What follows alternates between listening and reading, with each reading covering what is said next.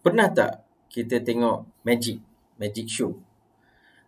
Magic show ni, tuan-tuan puan-puan, dia ada banyak trik. Dia ada banyak helah, asap, kabus. Dia buat macam show. Kita tengok pun, kita terpesona. Kan? Kita rasa wow. Dan bagi setengah orang, dia sebenarnya dah tahu dah apa helah-helah atau trik-trik di sebalik magic tu yang dilakukan oleh magician tu. Tapi dia dah tahu dah end game tu macam mana untuk show magic tu. Tapi dia bila tengok, walaupun dia dah tahu, dia tetap rasa terpesona, tetap rasa kagum. Sebab show tu memang bagus, memang boleh buat orang terpukau. Walaupun setengah orang dah tahu apa end game kepada magic show tu. Jadi inilah perasaan sesetengah daripada kita bila kita nampak harga Bitcoin menjejak 20,000. Bukan menjejak, dah lepas, dah pecah harga USD 20,000. Sebab USD 20,000 ni adalah harga yang dinanti-nantikan. Sebab pada tahun November 2017, kira-kira 4 tahun lepas, harga Bitcoin mencecah sehingga 19,000 something. Lepas tu jatuh mendadak. Dan kali ini, dia pergi balik kepada 19,000 dan dia kekal, dan akhirnya selepas beberapa minggu dia pecahkan 20,000. Sekarang kalau tak silap saya harga dia dalam 21,600 USD kalau tak silap saya. So dalam harga ringgit Malaysia boleh tengok dekat tiga bawah ni. Saya dah susun dah. Okey, jadi dia ibaratnya kita tengok magic lah. Kita dah tahu dah trik dia apa semua kan. Tapi bila kita tengok benda tu berlaku, kita tetap rasa wow, tetap rasa terpukau. Tapi inilah end game kepada Bitcoin. Sebenarnya bukan end game, maafkan saya. Ada lagi perjalanan kepada Bitcoin. Tapi apa yang dijangkakan, apa yang diharapkan telah berlaku. Sebab apa jangkaan saya, harapan saya dan juga ramai orang yang dalam crypto industri ni adalah harga Bitcoin perlu melepasi 20,000 sebelum tahun baru nanti, ya. Jadi sebelum Christmas lagi dia dah pecahkan 20,000 ni. Jadi dalam video ni apa yang saya nak bawakan kepada tuan-tuan dan puan-puan, memang saya nak deep dive on the Bitcoin itself. Sebab ada beberapa perkara yang bagi saya kita perlu tahu, sebab kita sedang melangkau ke fasa yang seterusnya. Dalam video ni saya nak ceritakan tentang fasa-fasa Bitcoin. Maksudnya dari start Bitcoin dicipta pada tahun 2009 sampailah sekarang, dan kita berada di fasa mana dan apa yang boleh kita jangkakan kepada fasa yang seterusnya, ya. Jadi sebelum tu macam biasa kita tengok dulu CoinGecko. Kita tengok harga harga Bitcoin dan cryptocurrency yang lain. Okey, tuan-tuan, puan-puan, hijau belaka. Alhamdulillah. Tengok pun sejuk je. Banyak hijau. Okey, adalah merah-merah. Tapi dalam masa 24 jam, insyaAllah kita nampak ni semua hijau lah. Dan paling top of course Bitcoin. So bila Bitcoin naik, yang lain yang kecil-kecil ni semua akan naik, ya. Jadi kepada yang mungkin tak tengok video saya yang lepas, mungkin boleh tengok balik. Sebab apa? Saya nak highlightkan XRP. Jadi XRP dia meningkat lagi mendadak 25.8%. Kalau kita tengok dalam 24 jam ni, the biggest winner is XRP ataupun Ripple, ya. Saya ingat lagi waktu saya buat video dalam 2 hari lepas, harga dia dalam RM2. Kalau tak silap saya dalam RM2. Sekarang ni dah dekat 2.28. Jadi kira-kira lah keuntungan hampir 14%, tuan-tuan. Keuntungan hampir 14%. Maksudnya kalau contoh 2 hari lepas, kalau saya beli Ripple untuk RM1,000, pulangan saya adalah dalam RM140. Pulangan dalam masa 2 hari RM140. Besar tu, tuan-tuan puan-puan. Jadi sekarang ni memang fasa yang kita harapkan dan fasa yang menggembirakan hati semua orang, ya. Bila kita tengok Bitcoin naik, insyaAllah semua akan naik. Cuma sekarang ni untuk pengetahuan tuan-tuan puan-puan, attention ataupun perhatian banyak akan diberikan kepada Bitcoin. Yang lain-lain ni mungkin kurang sikit sebab Bitcoin yang tengah ambil spotlight semua. Dan nanti kalau ada satu fasa nanti Bitcoin mungkin akan accumulate atau dia pergi secara sideways.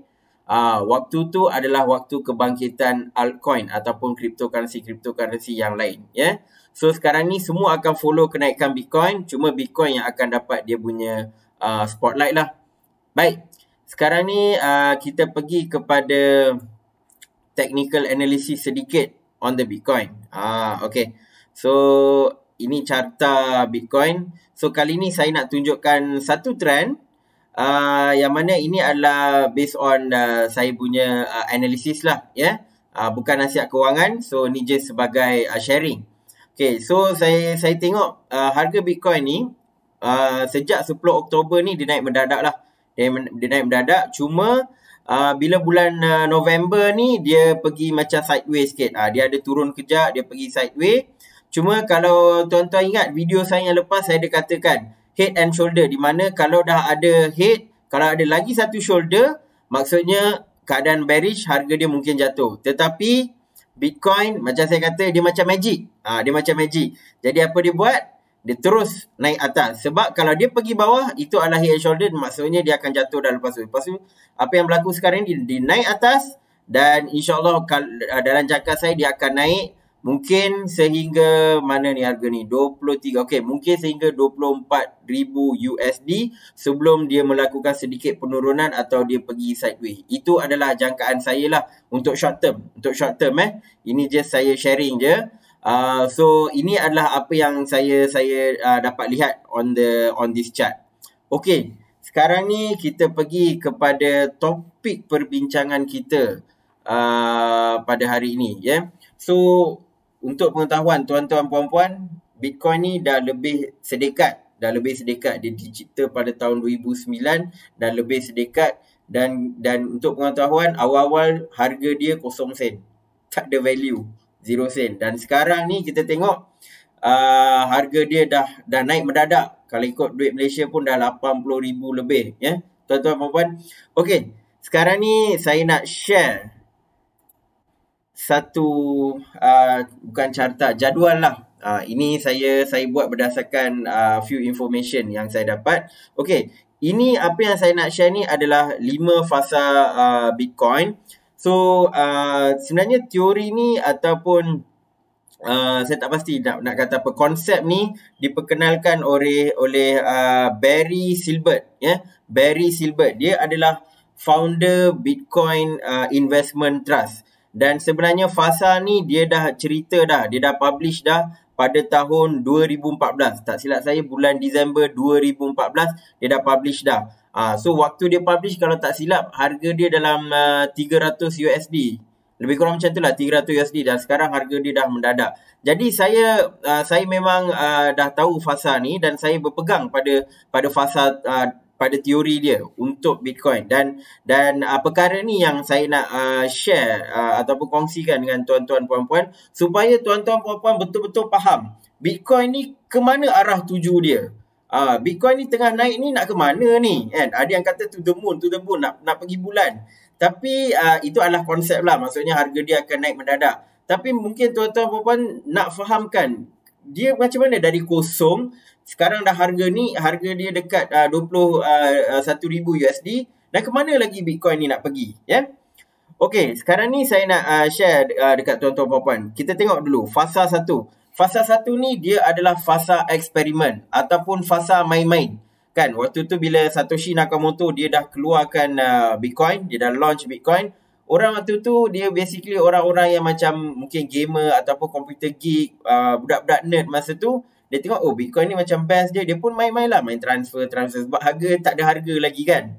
Ataupun harga dia rendah daripada 1 USD. Ini tapi sebenarnya harga pada tahun 2009 sampai 2010 memang Bitcoin tak ada harga, zero, tak ada value waktu tu. Cuma lepas 2010 baru dia ada beberapa sen, harga dia few cents apa semualah. Jadi orang bolehlah guna duit tu untuk beli pizza, beli gula-gula. Itu 10 tahun lepas. Dan pada kalau kita tengok ini adalah saya nak explain dulu pasal jadual ni untuk pemahaman semua. So ini adalah fasa, ini adalah tarikh fasa tu berlaku, dan ini adalah harga ketika fasa tu berlaku lah. Dan yang kolom terakhir ni adalah tarikh halving dan juga harga semasa waktu halving tu. Okey, halving ni ibaratnya Bitcoin dia akan supply Bitcoin ni dia akan semakin berkurang. Dia akan semakin berkurang setiap kali halving ni berlaku. Dan untuk pengetahuan, halving ni berlaku setiap 4 tahun. Itu adalah by design. Telah kod dia tu memang dah design untuk melakukan halving setiap 4 tahun. Maksudnya kalau first halving ni dia bagi setiap kali dia bagi reward dalam Bitcoin, dia bagi 50. Lepas buat halving dia akan jadi 25. Lepas buat halving reward dia berkurang jadi 12.5. Halving lagi 6.25 ya. Jadi halving ni akan berterusan sampai sampai 2140. 2140. Senang nak cakap. 2140. Kira-kira dekat 1000 tahun lagi ke? Dalam 100 tahun lagi. Dalam 100 tahun lagi lah, lebih kurang ya. So perkara halving ni akan berlaku sampai dia dah mine habis semua Bitcoin, iaitu pada tahun 2140. Waktu tu saya pun tak tahu harga dia akan pergi sampai mana. Sebab apa? Saya pun dah tak hidup dah kan. Saya pun tak hidup, tak kisahlah kan. Tapi sekarang ni memang saya tengah follow. Jadi berbalik pada fasa ni. Jadi fasa kedua adalah dollar standard, di mana harga Bitcoin telah mencecah 1 USD. So bila dia cecah 1 USD, holders Bitcoin ataupun orang-orang yang ada Bitcoin, dia nampak dah jadi value 1 USD, bolehlah beli barang, beli pizza, hantar duit dekat kawan-kawan kan. Dia main-main macam tu lah. Sebab dia nampak benda ni lebih kurang macam dolar je. Jadi dia guna untuk beli barang kan. Mungkin ada yang dulu-dulu kalau tuan-tuan pernah beli Bitcoin, mungkin pernah tengok juga. Kadang-kadang ada macam gerai tepi jalan, dia tulis we accept Bitcoin. Contoh sebab apa? Sebab harga waktu tu murah sangat kan. Okey, dan seterusnya bila harga Bitcoin pada tahun 2013 dia naik jadi 300. So 300 ni kita boleh tie dengan gold standard. Jadi bila orang nampak harga ni dah jadi 300 USD ni, takkan dia nak guna untuk beli barang untuk tu. Jadi dia dapat rasa Bitcoin ni sekarang ni bukan fasa main-main, bukan fasa beli barang. Dia dah jadi something valuable. Apa kata kita hold? Jadi holding Bitcoin ni dia start mulai tahun 2013 macam tu. Maksudnya waktu tu orang beli Bitcoin, dia simpan. Dia tak ada berbelanja apa, dia simpan. Sebab dia dapat tengok Bitcoin ni macam emas. Kena hold. Biar harga dia naik nanti dia jual ya. Jadi fasa ni berterusan. Jadi waktu tu ramai daripada orang biasa-biasa dia beli Bitcoin, dia hold. Dia tak banyak spend. So bila holding tu semakin kuat, ramai yang beli, ramai yang hold, maksudnya harga dia akan terus naik ya. Dan untuk dari fasa 1 sampai fasa 3 ni, kebanyakan yang beli Bitcoin adalah orang-orang biasa atau orang-orang yang tahu pasal komputer, orang macam budak-budak nerd, those kind of people yang beli Bitcoin. Okay, next. Ini yang kebanyakan kita dah tahu. Sebab pada tahun 2017, apa yang berlaku? Harga Bitcoin dia pergi sehingga 19,000 November 2017 ya. Waktu tu datanglah media, dia buat coverage, banyak hype, banyak orang cerita pasal Bitcoin apa semua kan. Even dekat Malaysia pun waktu tu media pun pick up news pasal Bitcoin dan sebagainya. Tahun 2017, so harga dia pun naik, dan waktu itulah kebanyakan syarikat-syarikat besar mula buka mata mereka dan mereka rasakan something is going on. Bank mula-mula dia kata Bitcoin ni main-main, Bitcoin ni tak ke mana, Bitcoin akan pupus. Tapi bila berlakunya kenaikan harga yang mendadak pada tahun 2017, banyak syarikat-syarikat mula buka mata ya, dan diorang pun mula start beli dan sebagainya lah ya. Tapi lepas tu tahun 2017 berlaku jualan besar-besaran dan sebagainya. Waktu tu harga pun mula jatuh ya.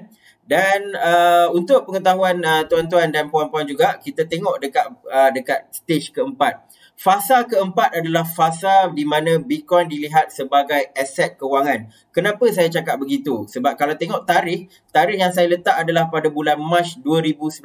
Okey, untuk pengetahuan tuan-tuan puan-puan, 2019 adalah di mana Bitcoin diterima di dalam stock exchange. So macam contoh, kalau dekat US antara yang terbesar Nasdaq, NYSE. Jadi mereka mula listingkan Bitcoin dalam exchange mereka, ya. Jadi sekitar Mac sampai September macam tu, banyak exchange mula list Bitcoin. So saya tengok, saya ambil lah harga pada bulan Mac lebih kurang dalam 4,000 ataupun less than 10,000 lah, kan. Bawah daripada 10,000.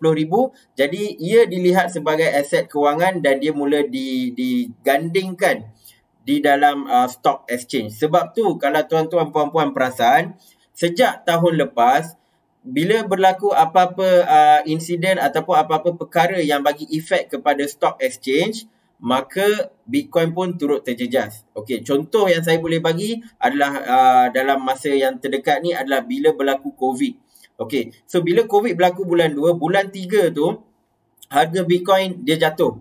Dia jatuh agak mendadak jugalah, daripada 10,000 hampir kepada 5,000. Harga Bitcoin waktu tu jatuh. Sebab apa? Market jatuh due to COVID. Jadi Bitcoin pun ikut.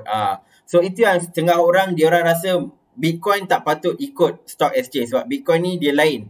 Stock exchange ni lain. Tapi sebab mungkin Bitcoin ni dia magic. Dia ada dia punya permainan dia sendiri. Dia kan rasa, okay, follow dulu market, kan. Sebab Bitcoin mungkin tak kekal lama tight dengan stock exchange, sebab dia ada banyak lagi perjalanan dia. Kalau tuan-tuan tengok dekat chart ni. Okey.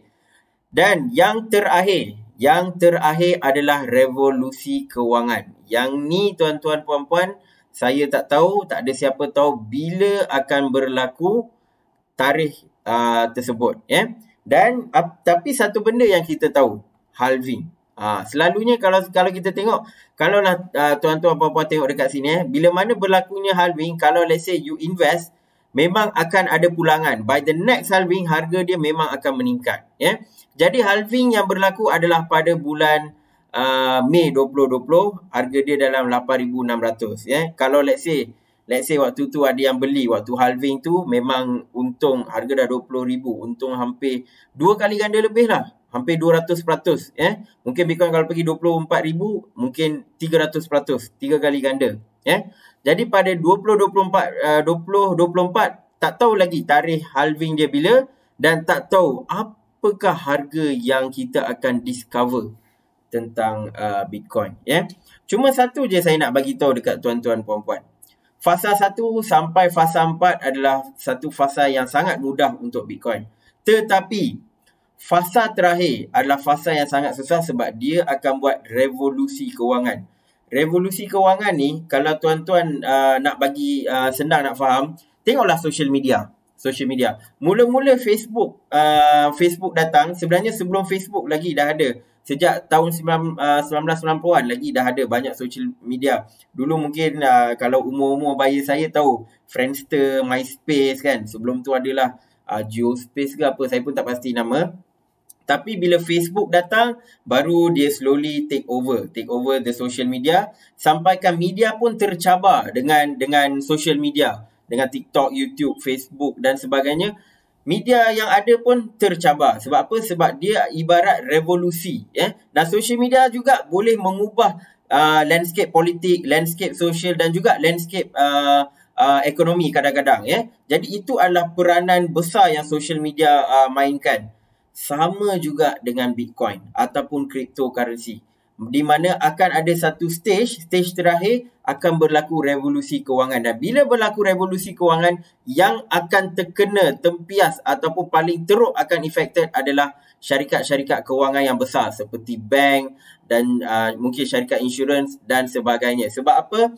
This is the new way of doing things. Dulu media, kita akan tengok berita, radio, TV. Lepas tu bila datang social media, ramai pergi ke arah social media, kan. Sampaikan media perlu bersaing kuat dengan social media. Sama juga akan berlaku kepada kewangan ataupun finance. Di sinilah akan berlaku revolusi. Cuma tak tahu bila dan harga apa yang boleh menyebabkan revolusi kewangan tu berlaku. Tetapi apa yang saya nak highlightkan kepada tuan-tuan, setiap fasa ni berlaku seperti yang dirancang.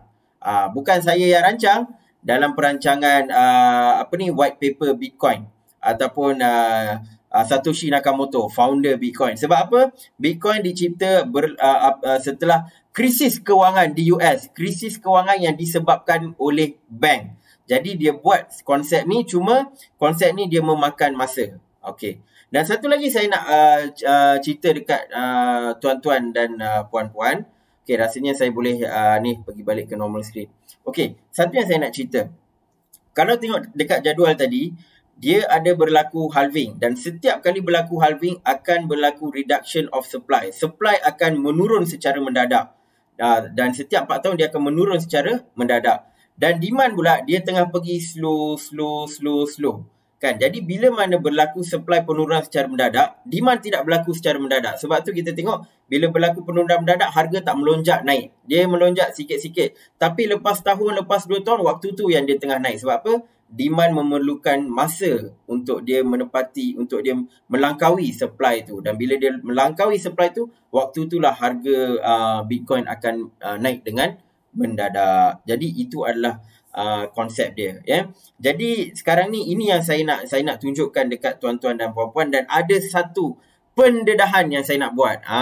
So saya memang nak share satu pendedahan di mana kalau tuan-tuan puan-puan tengok, ini adalah satu perkara yang besar. Cuma dia belum di-cover oleh mana-mana YouTuber lagi. Tapi saya nampak benda ini akan memberikan impact yang sangat besar kepada industri kewangan itu sendiri, ya.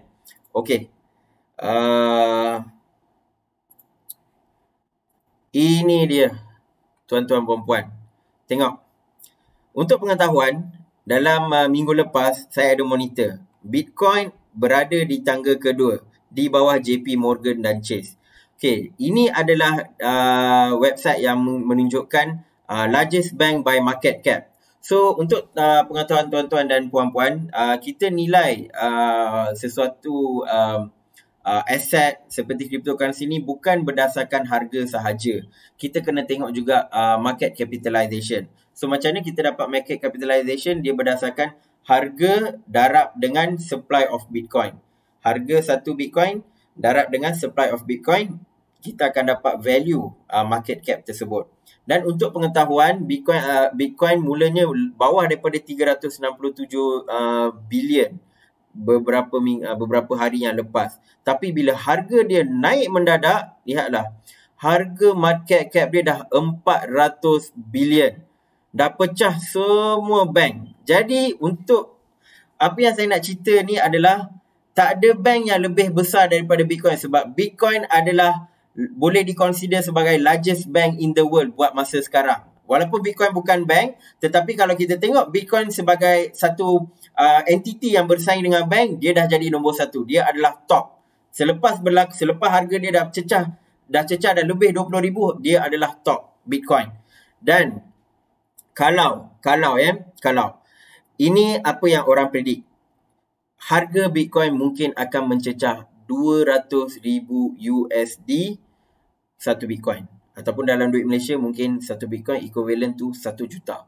Kalau berlaku harga Bitcoin 200,000 USD, maksudnya darablah 10 daripada harga sekarang ni, ya. Kenaikan 1000 kali ganda. Darab 10. Kalau benda itu berlaku, tuan-tuan dan puan-puan, maka Bitcoin boleh take over the whole bank. Maksudnya, ini adalah bank, dia ada 179 bank-bank besar di dunia. Dan jumlah keseluruhan bank-bank besar ni, market cap dia adalah 4.1 trilion. 4.1 trilion. Dan sekarang ini, Bitcoin adalah 402.66 bilion. Dan kalau berlaku kenaikan hampir 10 kali ganda, Bitcoin akan mencecah 4 trilion lebih macam tu. Dan bila Bitcoin pergi kepada 4 trilion market cap, maksudnya Bitcoin adalah sangat besar. Walaupun bank-bank besar seluruh dunia bergabung pun tak boleh nak melepasi market cap Bitcoin. Maksudnya bank pun tak boleh nak buat apa dah dengan Bitcoin, ya. So sekarang ni tuan-tuan puan-puan rasanya dah jelas ke mana arah tuju Bitcoin. Dan kalau kita tengok dari sudut perancangan atau movement Bitcoin, dia memang ikut apa yang dia didesainkan, dan ini adalah bukti yang jelas Bitcoin adalah number one kalau kita tengok dari sudut persaingan dengan bank-bank. Dan kalau Bitcoin naik 10 kali ganda, maksudnya semua bank dekat dunia gabung pun, bank-bank besar bergabung, tak boleh nak bring down Bitcoin. Ya. So ini adalah satu perkara yang sangat besar. Dan saya dapat lihat harga Bitcoin ni, pecahan yang sekarang ni, yang 20,000 USD ni hanyalah permulaan. Dan sekarang ni adalah fasa price discovery. Maksudnya dia akan pergi kepada satu lagi all time high. Tak pastilah, mungkin dia pergi 100,000 ke 200,000 ke. Lepas tu dia akan turun balik. Dan waktu tu kita akan tahu, okey, ini adalah harga tertinggi yang dia pernah capai dan mungkin lepas 4 tahun perlu pecahkan harga yang all time high yang baru nanti. Ya. Jadi ini saja yang saya nak share dengan tuan-tuan dan puan-puan. Dan untuk next video, saya bagi tahu awal ya. Sebelum tu jangan lupa share, like, subscribe channel ni sebab next video adalah video yang lagi penting. Sebab apa? Saya akan buat analisis dan saya akan buat comparison berdasarkan kenaikan pada tahun 2017.